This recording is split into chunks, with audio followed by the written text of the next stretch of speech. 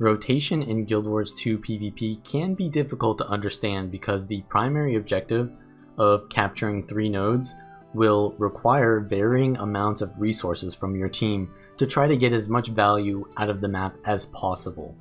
With 5 players per team and the diverse class system of Guild Wars 2, this can mean splitting up in different combinations and sizes depending on the objective and which enemy or enemies meet you there. Moving between these objectives and deciding whether to group up or to split is called rotation, and because certain classes or builds can specialize in certain situations, certain roles have arisen, which can be simplified into 4 basic categories. There are the DPS, who deal damage, get kills, and scale up in larger fights. There are the supports, who sustain those larger fights and keep their team alive.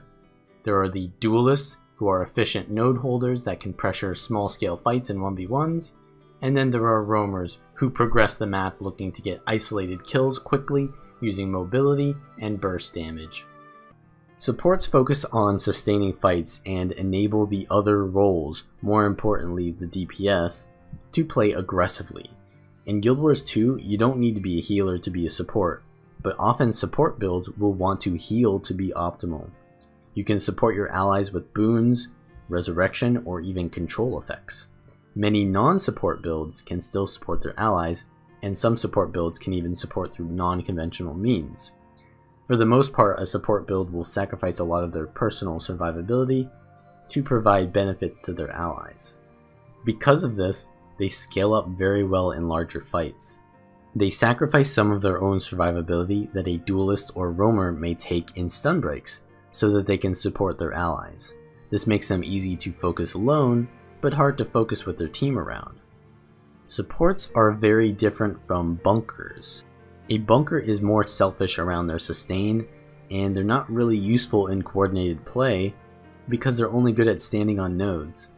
Of course, standing on nodes is useful, but because enemies can just leave a bunker alone, it makes them much worse in higher level games where people don't make the mistake of over-investing into them. Supports and duelists can still hold nodes to an extent while providing support or damage to their team, so really a support shouldn't tunnel vision on holding nodes, but rather keeping their team alive so that their teammates can win the fights and then get control of the nodes. Here are some basic priorities for a support when rotating. The first one is keep your team alive, then it's don't die, then it's stand on node, and then finally it's get kills. Notice how the life of the support is placed below the life of their team. They're very close in value because these two are very related. If your team dies, then you will die as a support. If you die, then your team will die as a support. So you need to find a balance of safe positioning and aggressive peeling to keep yourself and your team alive. If you play too safely and get split from your team, then they'll die. If you peel too aggressively and you take too much pressure, you may lose your life while you're out of cooldowns. Learning the ranges of your support abilities and staying near the threshold is very important to conserving your cooldowns as a support. If you're blowing all your cooldowns to heal yourself when your allies don't need it because you're standing too close to them, then you won't have the cooldowns available when your allies do need them. This means that supports who are very squishy like Tempest don't need it because you're standing too close to them. Then you won't have the cooldowns available when your allies do need them. This means that supports who are very squishy like Tempest should have good positioning and decently ranged support so they can focus on providing their team the support rather than themselves. Supports that are very tanky like Guardians have lots of close range support that they share, so they often take pressure when trying to support their allies.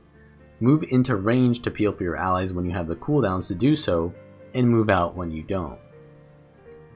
Next on the priorities is to stand on node, or essentially to contest the objective.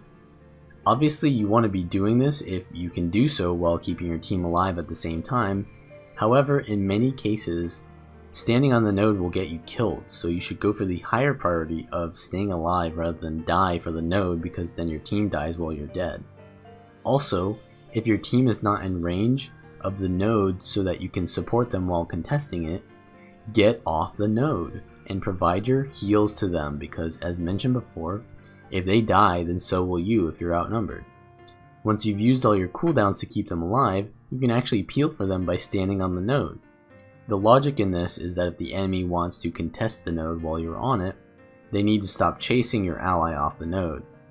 If you have already provided your support to your ally, there isn't much else you can do but make the enemy choose between contesting the node and chasing your ally. Nodes are still very important, but of course having a team is more important as a support. If you are in an advantageous situation and the enemy kites using terrain, the DPS or roamers should chase kills off node while the support caps the node. Lastly, there is a priority to get kills. As a support, you don't provide too much to getting kills, but you can still CC or give cover conditions. If your team isn't in danger of dying and the nearby node is captured, a support can go for kills, but like I said, it has to be the very last thing. If you're in a fight that is guaranteed to win, even if you weren't there, but your duelist is losing their 1v1 on the other side of the map, you can choose to travel all the way over there to give them some heals to potentially swing the fight in their favor. However, consider the amount of value it will give your team to support the 1v1. You won't be providing much damage, so you won't really end the 1v1. It could be useless healing you're giving if it's a hard losing matchup for them anyways. Also, in the time it takes to travel to your duelist on the other side of the map, the fight you are in may change in nature to a more dangerous encounter, and while you are absent, your more valuable DPS may die. So you want to prioritize your DPS classes over your duelists and roamers, and play for kills with your DPS even if they don't really need your support most of the time, because your time spent supporting them is still much more valuable. Conquest is an extremely complicated PvP mode, so these priorities should not be followed in every single situation, but they're a good guideline for quick decision making in the heat of battle. DPS usually have lots of AoE damage and boon removal, or other ways to break the defenses of the enemy to help their team focus targets in large fights. Because of this, they can't afford too much in the way of self-sustain or mobility. This makes them slow, predictable, but very dangerous if you don't react to their presence.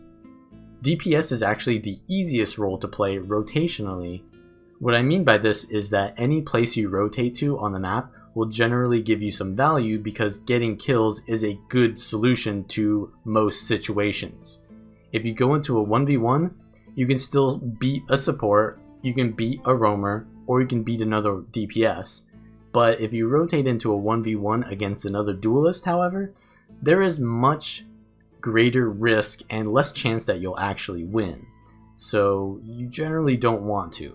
For example, if you're 1v1ing as a DPS and there's a team fight going on across the map, you're spending all your time and damage optimized for AoE situations and pressuring the slower DPS and supports. Instead of putting that damage somewhere it gets more value, a DPS in a 1v1 with a duelist is putting their damage into someone who is meant to survive and stall and waste time. As a DPS, you are also susceptible to roamers if you aren't currently being supported. So if you get stuck in a 1v1 with a duelist as a DPS and the enemy roamer swings by, you'll most likely die. However, if your roamer swings by to kill their duelist, there is still a high chance that the duelist survives if they forfeit the node immediately. But then you're put in an awkward situation where you have to hold the node as a DPS to get value out of pressuring the duelist off the node with the 2v1. If the duelist pushes back into the 1v1 after the roamer leaves, you'll just lose the node anyways. In this way, it makes your team's rotations very awkward for you to take 1v1s as a DPS, because it's not really worth it for your team to help you, but also you kinda need help. This is why I say that it's not worth it to 1v1 as a DPS. But if you do manage to win against a duelist because you counter them or you outplay them, despite your role disadvantage, the ability to get the kill may be worth it. But at the same time, you could be getting kills at a team fight, which would result in more presence for your team, because winning a team fight can result in multiple kills with less risk of being ganked alone. In general though, as a DPS you want to be in even fights of like 2v2 or more players or outnumbering the enemy in like a 2v1 or 3v2. DPS can survive outnumbered situations with a support peeling for them, like in a 2v3 or 3v4, but generally this means that the DPS is playing to survive rather than to kill, and their role and build is all designed around getting kills. But if a DPS and a support are in a 2v3, this can often still be a good situation because the DPS can counter pressure so that the 3 enemy players have to play more carefully, giving your support more time to get out their heals. Ideally though, you want to be forcing kills, and then while the enemy is gone on respawn, you let your support or duelists capture the objectives while you go looking for more kills. So here are some simplified priorities that a DPS should be thinking of, with the higher priorities being worth more at the top, but when combined together the lower ones could be worth more. So first of all, it is don't die. Then number 2 is get kills. Third priority is keep your team alive, and the lowest priority is to stand on nodes. You will notice that getting kills is a lower priority than not dying. While your role is to get kills, dying often not only prevents you from getting kills, but also allows the enemy to freely kill your team. Because a DPS is such a high priority target in fights, you'll often be focused and need to recognize when you are the target and use positioning to survive. A dead DPS does no damage and therefore does not get kills and does not counter pressure the enemy, letting them play much more aggressively to get kills on the rest of your team. Also, because the DPS is probably the most useful role in your team, since damage is always useful, a support's priority is to keep its DPS alive more so than itself. Granted, a support shouldn't die if they can stop it, but given the choice between a DPS and a support, you usually choose the DPS. This is why survival is essential as a DPS. However, that does not mean you should play passively. DPS need to be aggressive to get their kills and need to overextend in situations where they think they can secure a kill, as long as they have the cooldowns to do so. Often you will be in situations where you're unsure of how much you can overextend to get a kill and may be punished with death. Over the course of a match, you can learn the enemy playstyles, what the general level of danger each situation presents, and how aggressive you can afford to play. This is why a DPS should always start matches playing somewhat passively until they understand the situations and then go more aggressive as the match and their comfort with the situations progresses. Let your supports be the ones to stand on node at first because their lives are not quite as valuable, but as soon as the enemy draws their attention to the rest of your team, you should go on the offensive. This is also very related to the other priorities of keeping your team alive and not dying. Because your counter pressure is important to your team's survival, almost as much as your support's healing and cleansing is, you want to still risk your life to give your team presence.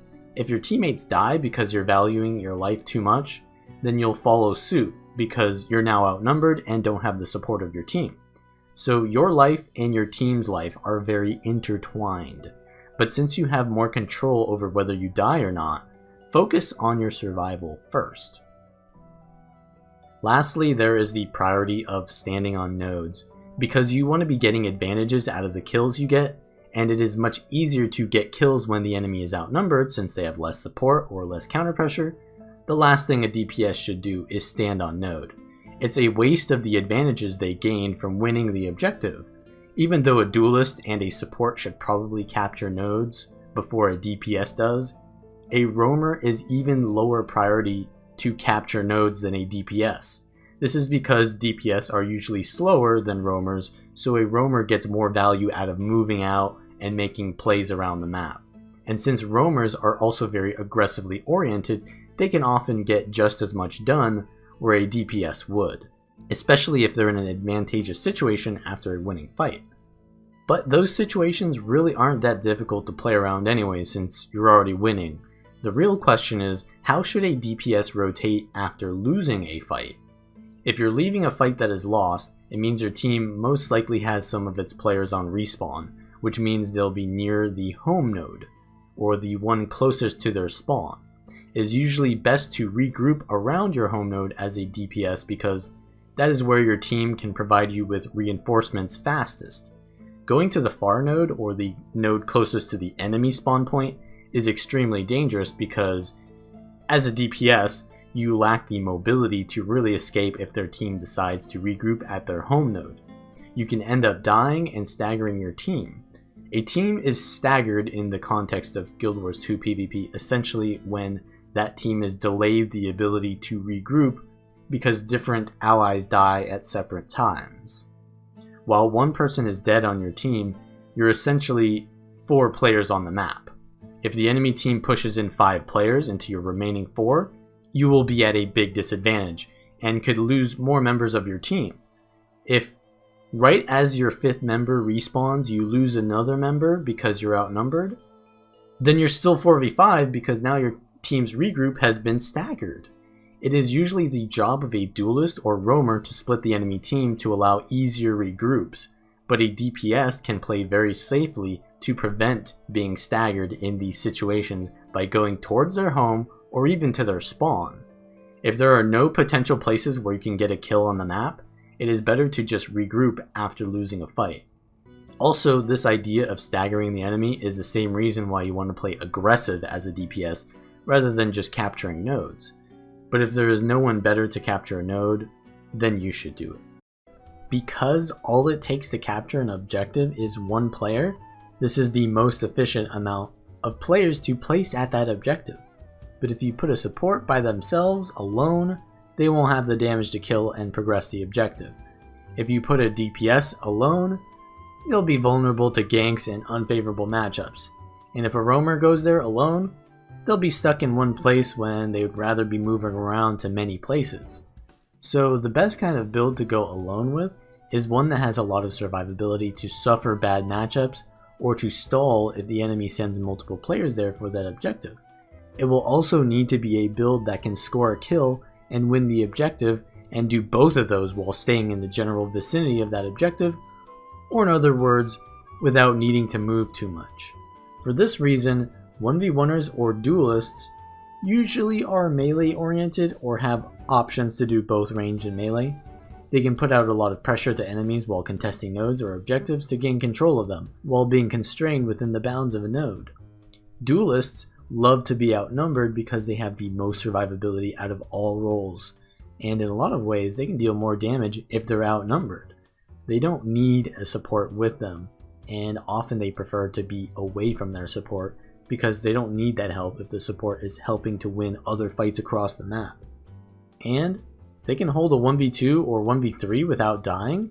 Even if they lose the objective, they're creating an advantageous situation for their team elsewhere. They can in some situations have a lot of control over the map by forcing objectives that the enemy can't cleanly rotate into because nothing can 1v1 it except a duelist. But in other situations, they may have no control over the map because the enemy team is winning larger team fights that spill out into the other side nodes where a duelist might be fighting. So let's go over some priorities that a duelist will want to think about. First priority, don't die. Next is stand on nodes, then it's get kills, and then the final priority is to keep your team alive. Because a duelist's job can be to split the enemy team or require more resources for the enemy to take them out, dying relieves a lot of pressure for the enemy team because they don't need to split up until the duelist is back on the map. Also, if you die in a 1v1 to the enemy duelist, you allow them to go into the team fight and outnumber your team, which can make them lose their matchup as well. A duelist should be the one to stand on nodes because they usually aren't as aggressive as a DPS or roamer to get kills, but also because they can't really support their team much. Duelists can survive without their team and often want to be alone anyways, so investing in keeping their team alive should be the very last thing they do if they have nothing else to do. Unlike DPS, who usually want to regroup with their team around the home node after a lost fight, duelists go too far after a lost fight because they want to split the enemy team to allow their team an easier regroup. Also, these priorities heavily depend on matchups, especially for a duelist, because if the enemy duelist counters you, then you're going to struggle all match. Unlike a DPS that counters another DPS, who will have a support to balance out the matchup, the smaller fights are the more one-sided matchups. It's a good idea for people who like the Duelist role to learn multiple classes and builds to diversify their pool of classes and builds.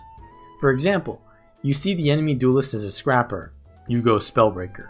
See the enemy as a Warrior? Go Condi Mesmer. See they're a Condi Mesmer? Go for a Ranger. You can't always predict your enemy won't swap as well, or what build they're running exactly, or that you'll even be 1v1ing them the entire match, but it can still help improve your odds of winning. If you're in a close or losing 1v1, you want to rotate somewhere else instead of constantly dying, of course. But then what do? Just think of why you're losing your matchup. Maybe it's because they're better in this situation. Then you'll want to find a situation that you're more useful than them in. And if they try to match you, then you'll start winning those fights.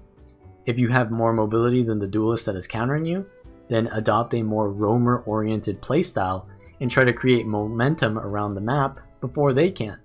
And likewise, if you're more damage-oriented, you can try to pressure those team fights.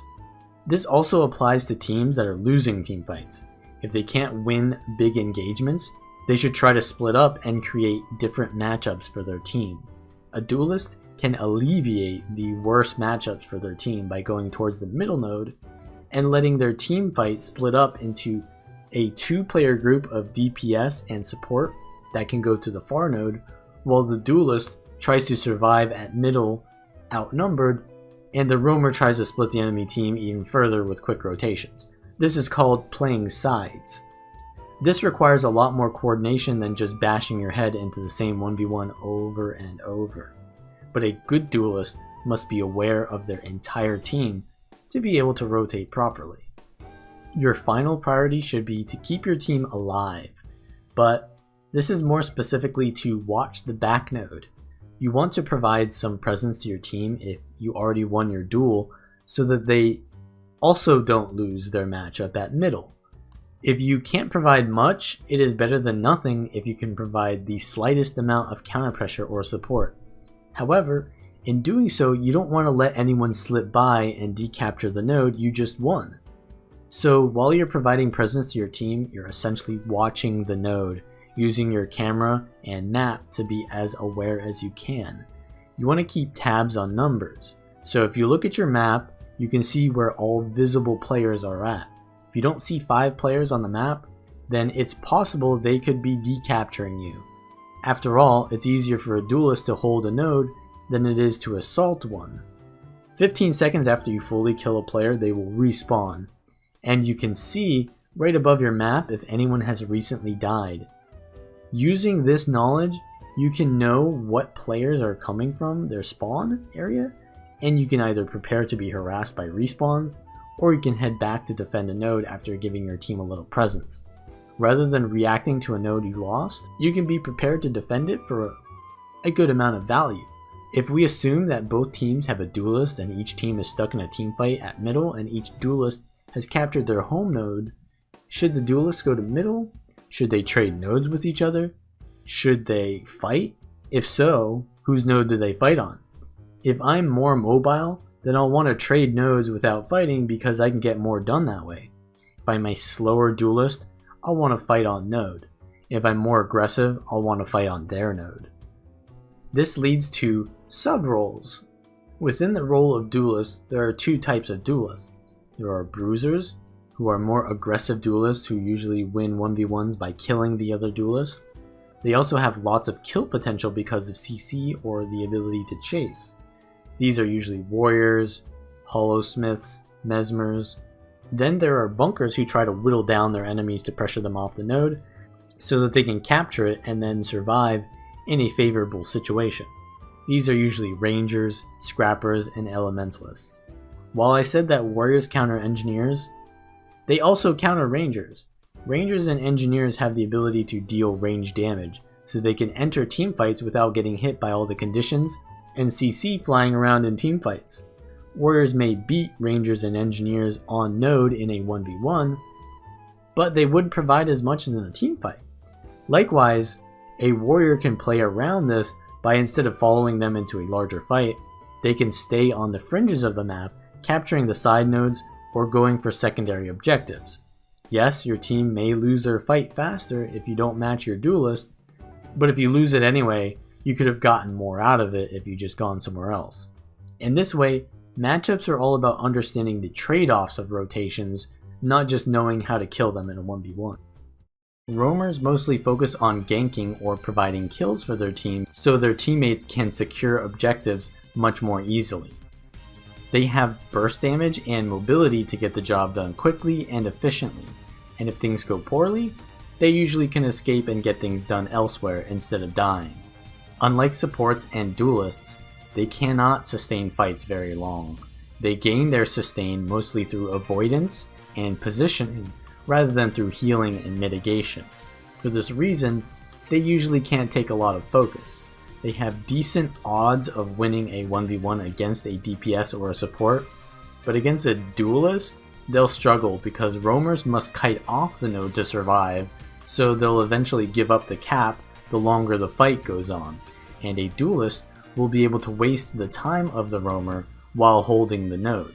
Instead, roamers prefer to play opportunistically by focusing low targets who are squishy, or with their team to get coordinated kills fast. The roamer is the most important role on your team if and only if your team has the other roles covered already. So what do I mean by this? A roamer is not optimal in any single situation.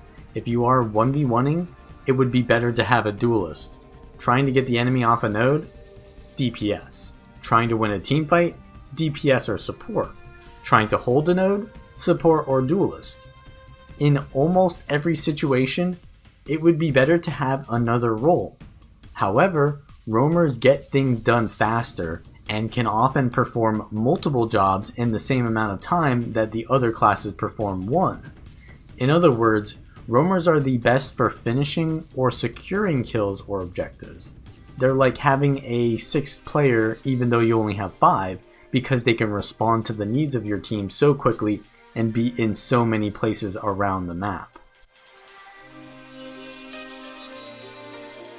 So why not have a team full of roamers and they can just get more things done around the map than the other team?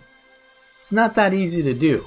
If you win fights rapidly by having a bunch of roamers, you will lose the nodes you've won just as rapidly because roamers can't hold nodes. Without a DPS to cleave the enemies they down or a support to prevent the enemy roamers from having a field day with your squishy comp, yeah, they're gonna struggle. Roamers and supports counter each other because supports prolong fights that roamers cannot sustain through, but also roamers have burst damage to end fights before a support can react. Roamers work well with duelists because a duelist can fight outnumbered while a roamer tries to +1 other fights. Matching numbers is when you try to rotate an appropriate number of players into a fight so as not to invest too little or invest too much into it, like a 2v2 or 3v3 for example. +1ing is to over-invest into a fight by 2v1ing or 3v2ing. Of course you expect to win a 2v1 or a 3v2, but because there are 5 players on their team as well, if you invest more into a fight than them, they're investing that elsewhere. You may win your 2v1, but your team will probably lose the 1v2 on the other side of the map. So rather than fighting around winning or losing fights, in these situations, players will be playing to stall and lose as slowly as possible when they are outnumbered by their enemy, and play as aggressively as possible to win faster when they are outnumbering their enemy. If you manage to win your 2v1 faster than the enemy, you can then progress into other fights that will favor you because the enemy is off the map while they are dead, and you can gain successive advantages off of prior kills, essentially resulting in a snowball effect where you are outnumbering the enemy, but you are not outnumbered elsewhere as a result. Because 2v1s are almost guaranteed victories, a roamer doesn't need to worry so much about their lack of sustain, because the enemy will be so pressured that they can't fully respond to the attack. Of course, roamers will need to be careful because they can still die while 2v1ing, which is not only a massive waste of time, but very demoralizing to your team. But the risk of playing that recklessly is necessary sometimes to get the kill as fast as possible. Also, if you 2v1 someone, it's best to do it while they're low on cooldowns. If you push a 2v1 immediately, then the enemy will ration out their cooldowns and positioning very carefully to waste the roamer's time. But if you come into an already existing 1v1 without them expecting it, you can often get kills on players who aren't prepared. Of course, this will highly depend on your ability to scout out your team and your enemy team's builds, roles, and even sub-roles. If you're a roamer trying to +1 a druid, which is one of the duelists who provide the least amount of pressure and kill potential, you'll likely waste your time. However, if the enemy duelist you are +1ing is low sustain, such as a mesmer, or doesn't handle being locked down while outnumbered like an elementalist, it may still be a very valuable situation. Even though the job of a roamer is the most complicated and rotations are more important for them than any other role, let's try to explain some of the priorities of a roamer. Also, remember that the situation may change very rapidly for a roamer because of their high momentum and low sustain, so they'll need to react to these priorities much more frequently. So, first of all, you don't want to die, and then next is get kills. Then the third priority is keep your team alive, then it's stand on nodes, and finally it's keep moving. The way that roamers perform best is by moving around the map. So if a priority cannot be achieved, the answer is usually to move on to another location. So we could say that a fifth priority exists to keep moving, but it isn't really the lowest priority, it's more of like an answer in between every priority. Dying as a roamer is very detrimental to your team because while you are in the down state, you are much less mobile, and while you are on respawn, you're doing nothing for 15 seconds. A roamer gets so much done in so little time that being dead wastes much more time as a roamer than any other role. Because roamers get a lot of their sustain from getting out of combat, this often means leaving a fight and going to another may be the right play, not because one fight is more important than the other, but because the health gained from leaving combat is so hard to get without a support. If the situation is not immediately life-threatening, you should be focusing on kills over anything else. A kill for your team is so valuable because a roamer is less valuable than any other role at winning objectives, so by removing enemy roles from the map by killing them, improves that matchup not only for your team, but also for you. Also, roamers are built to get kills easily, so in many situations they may be giving up objectives by kiting off of nodes they would otherwise die on. So to get the kill and to survive, they need to play around the perimeter of fights. Next is to keep your team alive. Even though a roamer doesn't provide a lot in bigger fights, they can still provide their allies presence by grabbing attention since roamers are high priority targets in larger fights. But there isn't much you can do as a roamer to salvage a losing fight because of your low sustain. It is usually better to leave than to risk dying with your team. Because roamers are so mobile, they can disengage from lost fights and decapture nodes in other places. You can turn a losing fight into a good situation because you stall the enemy by making them recapture their nodes, which can sometimes take longer than the time it takes your team to regroup and win the next objective, thus allowing your team momentum to recapture the nodes where you just lost them. Because capturing a node is significantly longer than decapturing a node, it is not worth it to fully capture a node if you can't defend it, or if the enemy is free to come there soon. For example, if the secondary objective is coming up in 30 seconds and you need to be there right when it happens, so you don't want to start another fight that you can't finish, capping a node may be valuable since the enemy must decide between taking your node or contesting the secondary objective. This is the idea of zoning. Zoning is more abstractly to control the opponent's behavior through the threat of things you could potentially do. So by holding an enemy at one objective because they don't want you to take that one, you are preventing them from going to the other objective, essentially defending your node. Some people misunderstand the role of a roamer and think that the highest priority is getting these decaptures, but it really is just a means to an end. The end being to get kills and objectives for your team and progressing the map. If you can get that done by just killing your opponent, then that would be much more efficient use of your time. If you can't get the kill, however, because the enemy team has too much synergy while together, or you are mechanically a potato, or your team can't focus targets, then decapping can be an answer to splitting them and creating situations where you can get isolated kills and then gain momentum. So that is the 4 main roles of PvP. If you want to see specific builds that these roles manifest in, then check out the PvP build list on guildgen.com, where the builds will be listed in terms of how strong they are in the meta and what role they play. And remember, if you like this content, then please like the video, subscribe for more, share the video, and if you'd like to support me even further, you can choose to become a patron. Thanks to all of my patrons who support me and make this content viable, and I will see you all next time.